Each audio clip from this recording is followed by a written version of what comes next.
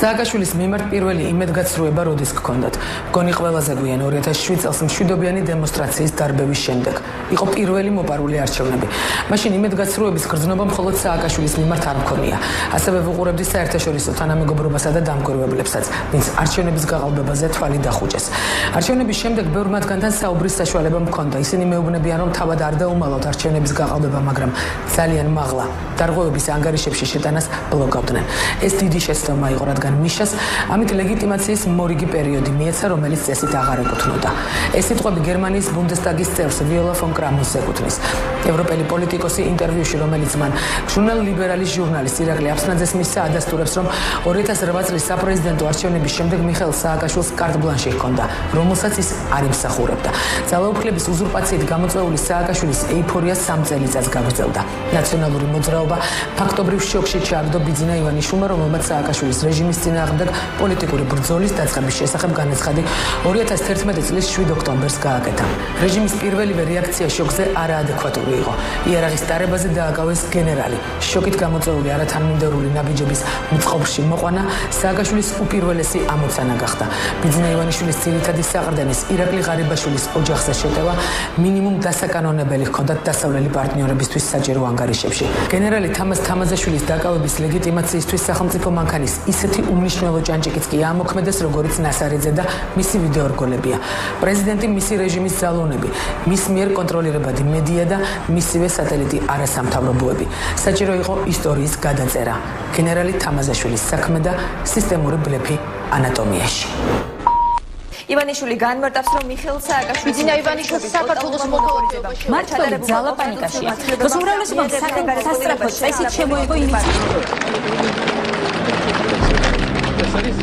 ბიძინა ივანიშვილის განცხადებიდან სულ რამდენიმე საათში გაირკვა, რომ ნაციონალური მოძრაობის ძირითადი სამიზნე ივანიშვილის შემდეგ მისი ერთ-ერთი მთავარი საყრდენი ძალა ირაკლი ღარიბაშვილი და მისი ოჯახი გახდა.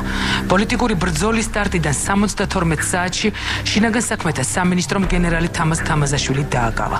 საქმის მასალებით ირკვევა 2011 წლის 11 ოქტომბერს დილის 8 საათსა და 50 წუთზე ოპერატიული ინფორმაციის საფუძველზე საცხოვრებელი ბინის მიმდებარე ტერიტორიაზე მცირე წლოვან შვილთან ერთად დააკავეს თამაზ თამაზაშვილი. 8 საათსა და 30 წუთზე ჩატარდა თამაზაშვილის მართვის ქვეშ მყოფი ნისანის მარკის ავტომანქანის ჭხრეკა და ამოღებულ იქნა კალაშნიკოვის სისტემის ავტომატური ცეცხლსასროლი იარაღი. 8 საათსა და 50 წუთზე მას შეუტა და ასევე პირადი ჭხრეკა, რა დროსაც კანონს საწინააღმდეგო არაფერი აღმოჩნდა. 10 საათსა და 5 წუთზე ჩატარდა თბილისში კოსტავას ქუჩაზე არსებული საცხოვრებელი ბინის ჭხრეკა. იმავე დღეს 11 ოქტომბერს 14 საათსა და 30 წუთზე გაჭხრეკილ იქნა დედოფლის წყაროში თამაზაშვილის საცხოვრებელი სახლი, საიდანაც ამოღებული იქნა სხვადასხვა სახეობის იარაღი, მათ შორის თამაზაშვილის სახელზე გაფორმებული რევოლვერი და ძველი რელიქვიად ქცეული მამა პაპისეული იარაღი. ჩატარებული ექსპერტიზის თანახმად კი დადგინდა, რომ ავტომატი, რომელიც თითქოს თამაზაშვილის სახლიდან ამოიღეს, უბრალოდ გაფუჭებული იყო და ჭხრეკა, რომელიც ოქმშია დაფიქსირებული, უკვე დაზარალებულად ცნობილი გენერლის განცხადებით არ ჩატარებულა. გარდა ამისა, უცნაური იქნებოდა საკუთარი 13 წლის შვილს თამაზაშვილის სკოლაში ავტომატით აცილებდეს.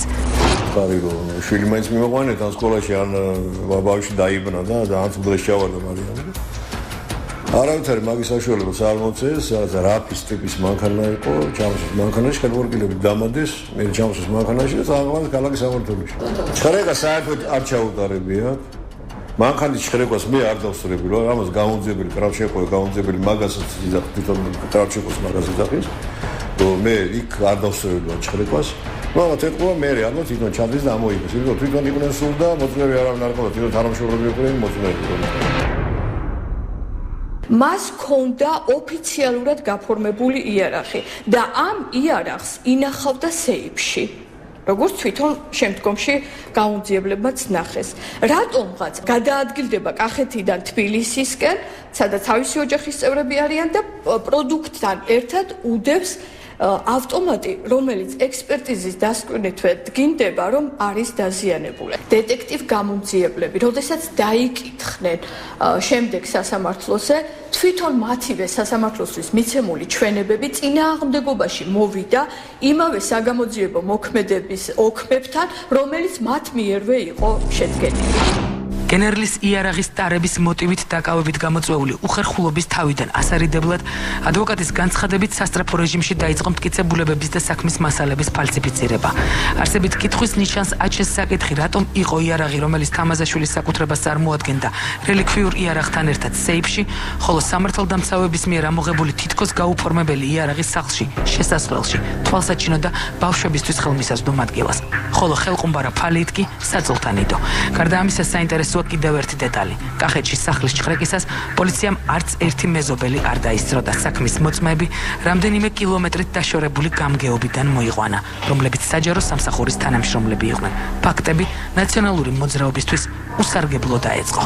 უშუალოდ იყო ეგრეთ წოდებული კუდის ოპერაცია მისი ხელმძღვანელობის მხრიდან და მათ რა თქმა უნდა ეს ყველაფერი მიღებული ჰქონდათ დავალება მაშინდელი შინაგან საქმეთა მინისტრის ვანო მერაბიშვილის მხრიდან. თამაზაშვილის მიმართ განხორციელებული ყველა უკანონო ქმედებაში და რომ ის რომ პოლიტიკური ნიშნით იდევნებოდა ბრალს ვდებ ყველა პირველ პირს, მათ შორის ვანო მერაბიშვილს და უშუალოდ მიხეილ სააკაშვილს.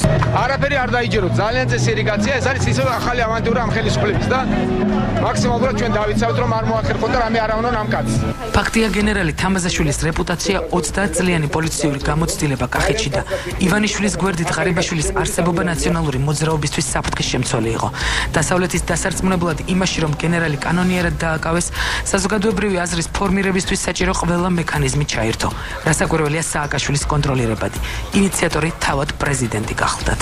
ინდათ რომ ჩაანაცვლოს ვინმე კრიმინალმა თამაზაშვილმა, რომელიც ასევე სხვათა შორის კავშირში იყო ბევრ დანაშაულთან, თამაზაშვილი, რომელიც თვითონ მონაწილეობდა უკვეთავდა ამ ყველაფრის ასევე გამოქვეყნებას და ამ მასალების მოპოვებას. ივანიშვილმა არჩევანი შევარდნადისეული მთავრობის მილიციის გენერალზე, დღეს პატიმრობაში მყოფ თამაზაშვილზე შეაჩერა. საინფორმაციო ველში გაჩნდა რეპორტაჟების სათაურით, ვინ არის თამაზაშვილი.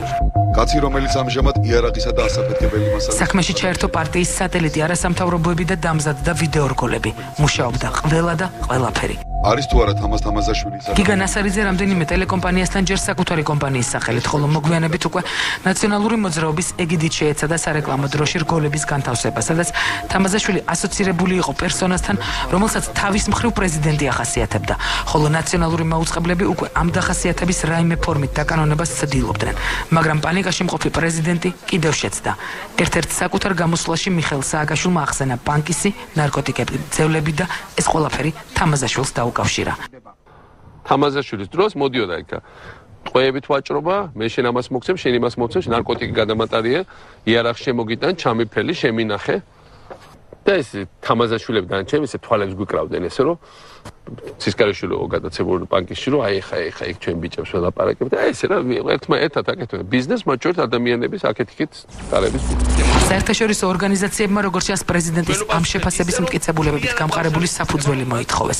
ამის მამტკიცებელი არაფერი არსებობდა და უკვე ზურაბ ადეიშვილი ცდილობს სააკაშვილის სიტყვების ლეგიტიმაციას. მეთოდი იდენტური, რაც სხვა შემთხვევებში შანტაჟი.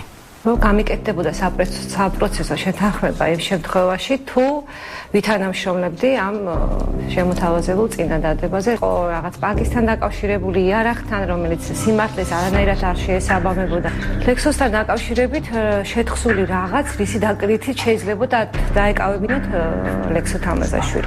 ორი შვილის დედას მაია წოწორიას ადეიშვილის უწყებამ 21 წლიანი პატიმრობა მიუსაჯა და საპროცესო შეთანხმებისთვის $9,000,000 ითხოვდნენ. ან თამაზაშვილის წინააღმდეგ ჩვენების მიცემის სანაცვლოდ საჯელის განახევრებას და მალევე ვადამდე გათავისუფლებას პირდებოდნენ. თამაზაშვილის ყოფილი თანამშრომლისგან ითხოვდნენ პრეზიდენტის სიტყვების დამკანონებელი ჩვენების მიცემას. წოწორიამ ჩვენების მიცემაზე უარი განაცხადა. ადეიშვილის წინადადება იყო ასეთი, რომ თუ მე ვითანამშრომლებდი ან გადავიხდიდი საპროცესო თანხას სადღაც დაახლოებით $9,000,000, იმ შემთხვევაში გამოთავისუფლებდნენ. იყო რა თქმა უნდა მუქარა ოჯახის მიმართ, თუ არ წავიდოდი ამ ყველაფერზე, შვილი მყავდა გარეთ და ასე შემდეგ. და უარი რომ მიიღეს, არაფერი მე ვეღარ შეძლეს, უბრალოდ შეწყვიტეს ყველაფერი. გენერალი თამაზაშვილის სპეცნაზის ყოფილი უფროსი კი აცხადებს, რომ ვიდეოკადრები, რომელზეც ნაციონალური მოძრაობა აპელირებდა, იმ დროს არის გადაღებული, როდესაც თამაზაშვილის საკუთარ თანამშრომლებთან ერთად პანკისის ხეობას ბოევიკებისგან იცავდა. გენერალი თამაზაშვილის კავშირები ჰქონდა, ასე ვთქვათ, რაღაცა ნარკო, ასე ვთქვათ, ტრასებთან დაკავშირებით თუ ან ნარკო რეალიზატორებთან რამე კავშირში იყო და ამდაგვარი რაღაცა, ეს არის სისულელე. ჩემი ქვედანაყოფით, ასე ვთქვათ, რომელთაც ეს ხშირად ატრიალებდნენ იმ კადრებს, მთლიან დაკეტილი ქონდა ჩვენ ეს შესასვლელები, გასასვლელები, რაიმე არ გაგვყვა, რომ დანშერეღებული ხალხი არ გამოსულიყო აქეთ, რაიმე კრიმინალი არ გაკეთებულა, მაქსიმალურად ქონდა ჩვენ ეს ყველაფერი დაცული. თამაზაშვილს არანაირი შეხება არ ქონია არანაირი გარეგებებთან. პირიქით, მისი დიდი დამსახურება იყო, რომ ნაკლებად ხდებოდა კრიმინალი და სააკაშვილმა ვერ დაადასტურა გენერლის სამართლიანი დაპატიმრება. როგორც ჩანს, ამიტომ გახდა მათთვის საჭირო პოლიტიკური ცხოვრების თამაზაშვილის გარეშე გაგრძელება. არ არსებობს მოწმე, არ არსებობს დანაშაული. აქამდე მომხდარი სააკაშვილის რეჟიმს სააშკარაოზე ჰქონდა გამოტანილი, მაგრამ რა ხდებოდა შიგნით კისოსებს მიღმა, სადაც დაკავებულ გენერალს საკანში ციხის ადმინისტრაციამ აგენტი შეუგზავნა. ფაქტია, რომ აქ რეჟიმმა ვერ გაითვალისწინა, რომ საქმე წარსულში მაღალი თანამდებობის პირთან, გენერალთან და 30 წლის სამუშაო გამოცდილების მქონე პატიმართან ჰქონდა. თამაზაშვილმა შეგზავნილი აგენტის დამუშავება და გადმობირება დაიწყო. ციხეში ახლა შემიყვანეს, იქ დამხვდნენ ორი თანამშრომელი, აზერბაიჯანელები იყვნენ, ერთი ქართველი იყო, მოლოშვილი იყო, თორნიკე, მაგრამ ერთ თორნიკეს ზონაში გადაიყვანეს. მე ეს აზერბაიჯანის გადაიყვანეს და ამ ერთი აზერბაიჯანელი და მე მივხვდი, რომ ეს აზერბაიჯანელი, რა თქმა უნდა, იყო ეს რომ თქვიან ამ ციხის თანამშრომელი. რო ელაპარაკე, რომ ეს მიხდა, რომ ტყუილად ვიყავი და თანამდებობს ამას, რომ მიხდა, რომ ესე იგი ჩემთან უნდა ეთანამშრომლალი. ჟესტებით არ ლაპარაკობდეს რა, იმიტომ რომ მოგონილი სახელები მქონდა, მერაბიშვილის რაღაცა ერქვა, დაუშვათ სააკაშვილი ეს იყო, დაუშვათ მერაბიშვილი იყო, პატარა შავი ჩოკინა, დაუშვათ ანატომიამ სამთვენი მცდელობის შემდეგ შეძლო და მოიპოვა პატიმრის ვიდეო, სადაც ის ადასტურებს, რომ მან თამაზაშვილის ლიკვიდაციის დავალება პირდაპირ ხათუნა კალმახელიძისგან მიიღო. თუმცა აქამდე ვუგარ ალიევი, რომელიც 27 წლიან საშილს იხდის ყვება, რომ გლდანის საპყრობილის ხელმძღვანელს დავით ხუჭუას მან თავიდან უარი უთხრა თანამშრომლობაზე, რის გამოც ის პირადად ოლეგ ფაცაციამ დენის სავარძელში აწამა. ამის შემდეგ ალიევს საყურებინეს, როგორ ამოაჭრეს გარდაცვლილ პატიმარს ღვიძლი და როგორ აჭამეს ის ციხის კატას. შეურდებულ სხვა გზა არ ჰქონდა. ის თანამშრომლობას დათანხმდა, ოღონდ საგანში დაბრუნებისთანავე მომხდარი თამაზაშვილს უამბო, რომელიც ამ დროისთვის ალიევთან უკვე ნდობაში იყო შესული. მორგში არ ისა, იქ იყო ზედმეტ სახელი სომეხა, რომელიც პატიმარია, აწამოებს ხალხს, ღვიძლები, ჩემი თვალის წინ გვდარის ღვიძლი როგორ მოაჭერეს და კათას აჭამეს, ჩემ თვალით ამაკ დანახე. აი ეს მოხდებოდა მეც. აი ეს მოხდებოდა თუ არ გააგეთებდა ეს საქმეს. კალმახელიძე მოხდებოდა ზუსტად ვიცი.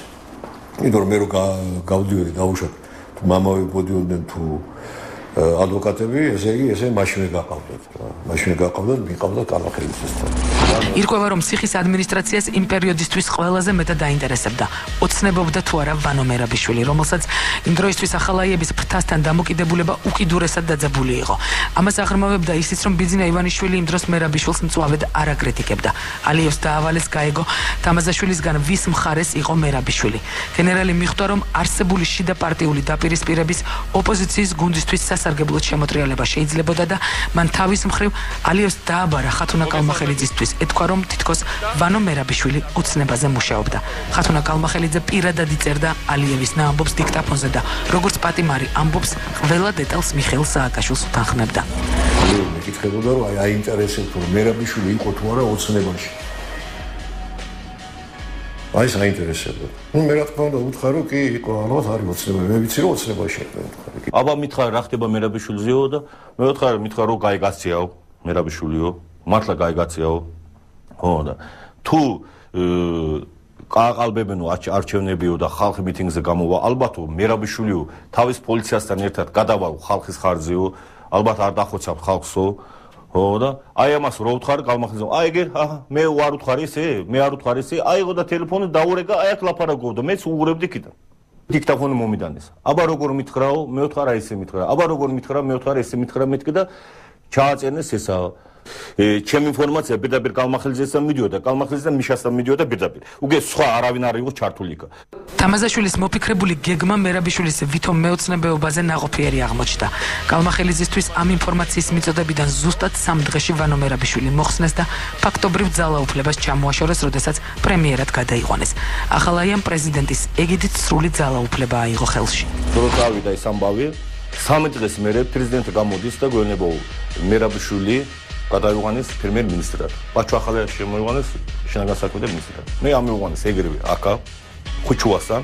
ხუჩუას მიწეს იმ დროს 20,000 პრემია, 20,000 პრემია. იმედომ ხუჩუამ მითხრაო, აი ახლა შენ ამ საქმეებზე თუ გაამართლდა ყველაფერიო, მე პირობას აძლევ განახვარდება შენს როქიო და მალე გახვარ აქედან. კალმახელიძეს უთქვია ხათუნას, თამაზაშვილი შეეკითხე პრემიერ-მინისტრად რო გადაიყვანეს, მერაბიშვილი გაუხარდა თუ არა, აი ეს დაავალეს და ნუ მე უთხარი რომ ესე გადაეცემეთ კიდე ესე უთხარი ამათ რომ გაუხარდა და მთელი დღე ღიღინებდა თქო მე უთხარი.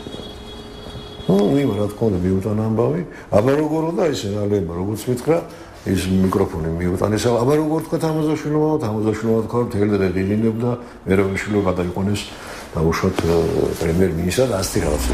ცნობილი ხდება რომ ისევ კალმახელიძის პირადი დავალებით თამაზაშვილის თანამესაკნეს უნდა მიეღო მონაწილეობა ეგრეთ წოდებული ტელეფონის ოპერაციაში. კალმახელიძის და ჭაკუას მიერ შემუშავებული გეგმის მიხედვით გენერლის საკნიდან უნდა ამოეღოთ ტელეფონი, რომელზეც ალიევი იტყოდა რომ მას ეკუთვნოდა და ეს ტელეფონი 400 ლარიანი ქრთამის მიცემით თამაზაშვილის შვილმა ლექსო თამაზაშვილმა ციხის ადმინისტრაციის თანამშრომლის მოსყიდვით მამას შემოუგზავნა, რაც ლექსოს დაგავების მიზეზი გახდებოდა. თავის მხრივ კი მაშინდელი ხელისუფლება იმედოვნებდა რომ ირაკლი ღარიბაშვილი, რომელსაც თამაზაშვილის დაკავებით ბიძინა ივანიშვილის გუნდი ვერ დაატოვებინეს, ლექსო თამაზაშვილის დაპატიმრებით ამას მოახერხებდა. ვიდრე ალიევს მისცემდნენ ამ დავალებას, ციხის ადმინისტრაცია ოპერაცია ტელეფონის განხორციელებას ბადრაგის ხელით შეეცადა. თუმცა ციხის ბადრაგმა, რომელიც აღმოჩნდა რომ წლების წინ თამაზაშვილის თანამშრომელი იყო, ამას ხელი არ მოაწერა. შედეგ მას არ დააყოვნა და ის მალევე უმშევარი დარჩა. საათი იქნებოდა. დაახლოებით შემოვიდა ესე იგი უნოვროს არის და მითხრეს რომ დაბარებული ხარ დეპარტამენტში დეპარტამენტის თავმჯდომარესთან. რომ შევედი ველოდებოდი რამე მქონდა რა თქმა უნდა თვითონ ყველაფერი შენო პირდაპირ მითხრა შენობით საიდან ისწრებ თამაზაშვილს გენერალს. მე ვთხარი დიდი ხანია ციხიდან იცნობ თუ გარედან. მე ვთხარი გარედან იცნობ, დიდი ხანია თქვენ შეგიძლიათ ჩემ პირად საქმესაც გადახედოთ სადამ აქ ნამუშევარი. ეხლა ერთ დავალებას ჩვენო შეგვისრულებო. მაგრამ რას მეთქი და აი ტელეფონს შეუტან და ჩაუდეფო ოთახშია დაუდეფო მის საწოლთან. მე ვთხარი ბატონ დავით მე ესეთი რაღაცა პირველად მესმის და არ გამიგია ეს და არც მე ხედა მეთქი ამბავი და შემსრულებლები ყავთ მაგის მეთქი და რატომ მე მეთქი არ ბრძანების შეუსრულების გულისთვისო და სამშობლოს ღალატის გულისთვისო რა შუაში იყო სამშობლოს ღალატი ესე იგიო 30 წელს მოგიჭით 2 დღეს გაძლევთ მოფიქრების დროს წარ და იფიქრეო რა მორდღეში ისე მოხდა რომ რა მოხდა მე როგორ მოხდა შეცვალეს ვითარება თვითონ და სხვების ხელით მოინდომა შესრულება თუ რა იყო 11 ივლისს მახსოვს რომ დამეძახა რეჟიმის უფროსმა ოლეგ პაცაციანმა და გამოცხადა რომ თათბირზე არიან წასულები დირექტორი და მოადგილეებიო და შემოგითვალისო რომ პატაკი დაწეროსო და წავიდეს ჩვენ მოაგვახსნევინებს რატომ ციხის ბადრაგის უარის შემდეგ ღონისძიებაში თანამონაწილეობა თამაზაშვილის მესაკნეს ალიეს დაავალეს. ალიევის უარის შემდეგ პატიმარი ოლეგ პაცაციამ მისივე ჩვენებით მორგში ჩაიყვანა და 3 დღე აწამა. როგორც ირკვევა, სწორედ ეს ადგილი გახლდათ ის შავი ხვრელი, საიდანაც მის ჯავრდებულები უგზო-უკვლოდ ქრებოდნენ და ამას ციხის ყოფილი ბადრაგიც ადასტურებს. ისე გაუძლებდა ამ წამებას კარანტინში და ცუდად გახდებოდა და გული დაარტყავდა მართლა, მერე გადაყავდათ რეზბალნიცაზე. ესეთი პიროვნებები და იქიდან ექსპერტიზის მე ოღონდ უზახებდნენ მე სასწრაფოს და გადმოყავდათ რესპუბლიკურ საავადმყოფოში და მე აგებინებდნენ თავიანთ მშობლებს. აი ეს იყო შავი ხვრელი. ალიევმა ხათუნა კალმახელიძის დავალების შესრულებაზე დავით ჭაკუას წამების შემდეგ თანხმობა მისცა. შაბათი იყო აბანო. აბანო იყო ჩვენ 4 საათის მერე, 5 საათის მერე იწებოდა საღამოსკენ. აბანოში რო შემოსული იქნებოდით 8 წუთი 10 წუთი იყო აბანო. ხო და შემოსული იქნებოდით იმ დროს ჩვენი კამერაში ჩადარდებოდა შუმონი მოიღებდნენ მობილურ ტელეფონს, მანამდე ეს მობილური ტელეფონი მე აქ მაჩვენეს. წითელი პატარა აი ამ ხელა ტელეფონი იყო. ხო და მე ვეთქვი ეს ტელეფონზე კი ბატონო ეს ტელეფონი მე ვიციოდიო. ბატონო თამაზის ბიჭი ლექსო თამაზაშვილმა გარეთ აქ რეჟიმის თანამშრომელია მათე ელბაკიძე. მათე ელბაკიძეს 400 ლარი მიცა. ხო და მათემ შემოვიდან ეს ტელეფონი ბატონ თამაზ ჰოვლ საღამოთი ირაკლი ღარბაშვილთან SMS-ი და ტელეფონის კავშირი აქვს. მაგრამ გეგმა მალევე შეიცვალა. ირაკლი ღარიბაშვილი უარს ამბობდა ივანიშვილის გუნდის დატოვებაზე და როგორც ჩანს აუცილებელი იყო შედეგობრივი თვალსაზრისით ოცნების დასატოვებლად უფრო მძიმე ალტერნატივის თუ ულტიმატუმის შეთავაზება ღარიბაშვილისთვის. დაიგეგმა თამაზ თამაზაშვილის ლიკვიდაცია და ეს დავალება როგორც ალიევი ამბობს პატიმარმა ხათუნა კალმახელიძისგან პირადად მიიღო და ამ საუბარს ესწრებოდა დავით ხუჭუა. აბებით რომელიც ალიევს საკვებში უნდა შეერია თამაზაშვილი სამთვეში გარდაიცვლებოდა. მისცემთ აბისო, შენ დილის საჭმელი რო აიღებო, ჩაღერე ჩაიზე, თამაზა დალიებს მაგასო. ხო და იმ დროს თამაზას არაფერი არ იქნებაო. სამთვეში, წვიძილი დაიშლებაო. დასტუმრო თამაზასო. შენ გამომძებელი რომ მოვა შენთანო, გამომძებელი. ეს ხუჭუა პირდაპირ კალმახელიძესთან გვეუბნება. გამომძებელი რომ მოვა, შენ უნდა დაადასტურებინო, რომ კი ბატონ თამაზასო, რამდენი ხანიო ადრეო, უძილით გიოდაო, წამალები წამს მიიღებდა ხოლმე ესე. ხო და მერეო 23 ნოემბერსო, შენი პირადი საქმე პრეზიდენტთან დევსო. პირდაპირ კალმახელიძე მითხრეს ამბავი. ალიევს დაპირდნენ რომ თამაზაშვილის მკვლელობის ნაცვლად ის 23 ნოემბერს პრეზიდენტისგან შეწყალებას მიიღებდა. დაკავებული გენერალი გეგმას მიხვებოდა და ადმინისტრაცია დარწმუნებული იყო რომ ის მომწამლელ აბებს ღებულობდა. მაგრამ სააკაშვილის გუნდის გეგმები გავრცელებულმა ციხის კადრებმა შეცვალა. საჭირო გახდა ფულის სანაცვლოდ კადრებზე დაფიქსირებული პატიმრების სამების ორგანიზების თამაზაშვილისთვის გადაბრალება. გამოძიებამ უკვე დაადგინა რომ ეს გეგმა ზურაბ ადეიშვილის ხელმძღვანელობით განხორციელდა. ციხეებში პატიმრების ცემა და წამება მილიციის ყოფილი გენერლის თამაზ თამაზაშვილის შეკვეთით ხდებოდა. 2012 წლის სექტემბრის დასაწყისში ზურაბ ადეიშვილმა შეიტყო რომ საჯილახსრულების დეპარტამენტის მერვე დაწესებულებაში გადაღებული იყო პატიმრების ცემისა და წამების ამსახველი ვიდეო მასალა, რომელიც შესაძლოა გამოქვეყნებულიყო ევროპის რომელიმე ქვეყნის ტელევიზიით. 2012 წლის 1 ოქტომბერს დანიშნული საქართველოს საპარლამენტო არჩევნების წინ. იმის გამო რომ ვიდეო მასალის გამოქვეყნება მაკომპრომიტირებელი იქნებოდა არსებული ხელისუფლებისთვის, ადეიშვილმა 2012 წლის 17 სექტემბერს ზემოხსენებულ საკითხებთან დაკავშირებით თავისივე კაბინეტში დაიბარა საქართველოს მთავარი პროკურორის პირველი მოადგილე დავით ჩხატარაშვილი და საჯილახსრულების დეპარტამენტის თავმჯდომარე დავით ჭაკუა, სადაც ამ უკანასკნელს დაავალა ისეთი ქმედების განხორციელება, რაც საზოგადოებას წინასწარ დაარწმუნებდა იმაში, რომ ვლადიმერ ბედუკაძის მიერ მოპოვებული კადრები, რომლებიც უნდა გავრცელებულიყო მასობრივი ინფორმაციის საშუალებით, არ შეეფერებოდა საჯილახსრულების სისტემაში არსებულ სინამდვილეს, არამედ შეიქმნა კოალიცია ქართული ოცნების დავალებით და გარკვეული საზღაურის სანაცვლოდ. კერძოდ მან ჭაკუას დაავალა რომ საჯილახსრულების მერვე დაწესებულების თანამშრომლებს უნდა მოეწყოთ ამავე დაწესებულებაში წინასწარ შერჩეული პატიმრების დამცირება, წამება, ცემა და სიტყვიერი შეურაცხყოფა. ამ ფაქტის ამსახველი ვიდეო მასალა კი სატელევიზიო ეთერის საშუალებით უნდა მიეწოდებინათ საზოგადოებისთვის. ადეიშვილის დაგეგმილი სისრულეში მოყვანა როგორც ჩანს პრეზიდენტმა ითავა. თამაზ თამაზაშვილი რომელიც თვითონ მონაწილეობდა უკვეთავდა ამ ყველაფრის ასევე გამოქვეყნებას და ამ მასალების მოპოვებას. მათთვის გახდა რაც ცნობილი რომ არსებობდა ციხის ეს კადრები და ის აუცილებლად გავიტოდა და დღის სინათლეს ნახავდა. მათი ასეთი გადაწყვეტილება იყო თითქოს და დაესწროთ ამ კადრებისთვის და უფრო მეტიც. შინაგან საქმეთა სამინისტროს საიტზეც დაიდოდა შინაგან საქმეთა სამინისტროს მაღალ ჩინოსნებად. ხმამაღლა განაცხადეს ოფიციალურად რომ თითქოს და არსებობდა ეგრეთ წოდებული ციხის წამების კადრები, რომელიც თითქოს და თამაზაშვილმა შეუკვეთა და მის მიერ იყო ინსცენირებული. ეს ყველაფერი კონკრეტულად ხდებოდა ადეიშვილის უშუალო დავალებით, დადგმული სცენარით. ნაციონალური მოძრაობის ხლაფორთის მთელი კასკადი წყალში ჩაიყარა. სააკაშვილმა და მისმა გუნდმა არჩევნები წააგო. უკვე შინაგან საქმეთა მინისტრი ამბობს, რომ თამაზაშვილის საქმეზე ძიება დასრულებული არ არის და ის არც ჩაერევა ამ საქმეში, რადგან თulis რომ სამართლიანობის აღდგენა სხვა ადამიანების საქმეებით, რიგითებით უნდა დაიწყოს და არა მისი ოჯახის წევრებით. თავად კი არაფერს ნანობს და მკაფიოდ აცხადებს, რომ გარისკვა ღირდა. მე მიმაჩნდა, რომ მე უნდა დავრჩენილიყავი ბატონბიძინა ივანიშვილთან შესაბამისად ჩემს ქვეყანასთან.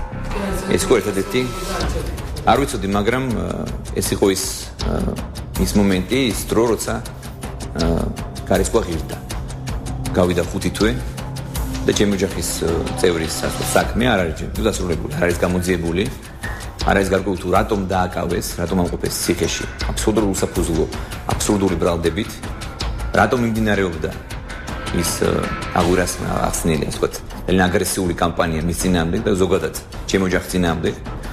და უბრალოდ მარტივი შეკითხვა არსებობს, რატომ ვიყავი რეპრესირებული წინახელისუფლების დროს მთელი ერთი წლის განმავლობაში, რატომ ვისმენდი მე ძალიან მძიმე ბრალდებებს ჩემი ოჯახის მისამართით.